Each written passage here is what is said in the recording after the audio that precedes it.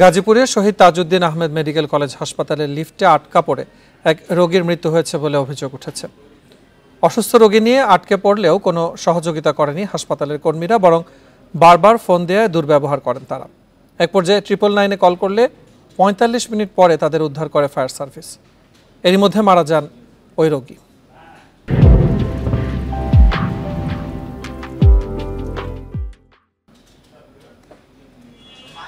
গাজীপুরের কাপাসিয়ার রানীগঞ্জ বাড়িগাঁও গ্রামের মমতাজ বেগম বুকে ব্যথা হওয়ায় রোববার সকালে শহীদ তাজউদ্দিন আহমেদ মেডিকেলে নেওয়া হয়। মেডিসিন বিভাগে ভর্তির পর পরীক্ষা নিরীক্ষায় তার হার্টের সমস্যা ধরা পড়ে।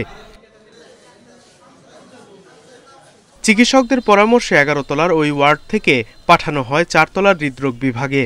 এ সময় 9 তলায় পৌঁছালে হঠাৎ লিফটটি বন্ধ হয়ে যায়। স্বজনরা জানান, লিফটের দায়িত্ব থাকা 3 জনকে ফোন দেওয়া হলেও কোনো সহযোগিতা পাননি। উল্টো বারবার ফোন দেওয়ায় দুর্ব্যবহার করেন তারা। পরে 999-এ কল করলে 45 মিনিট পর তাদের উদ্ধার করে ফায়ার সার্ভিস। এর মধ্যে মারা যান মমতাজ বেগম।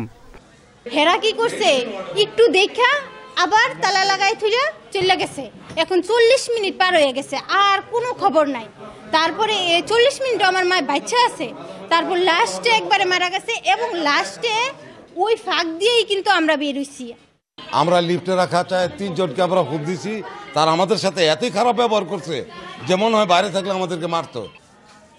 যান্ত্রিক ত্রুটির কথা স্বীকার করে হাসপাতাল কর্তৃপক্ষ জানান, লিফটে আটকে থাকা সবাই সুস্থ থাকলেও একজন মারা যাওয়ায় বিষয়টি তদন্ত করে দেখা হচ্ছে। রোগীর সাথে সবাই সুস্থ আছেন, কিন্তু যেহেতু হার্টের রোগী হয়তোবা আরেকটু তাড়াতাড়ি নিতে পারলে রোগীটা বাঁচতেও পারত। বিষয়টি তদন্ত হবে এবং রোগীকে সঠিক সময়ে সেই ত্রুটি মুক্ত করে বের করতে পেরেছিল না, সেটাও এই তদন্তে দেখা হবে।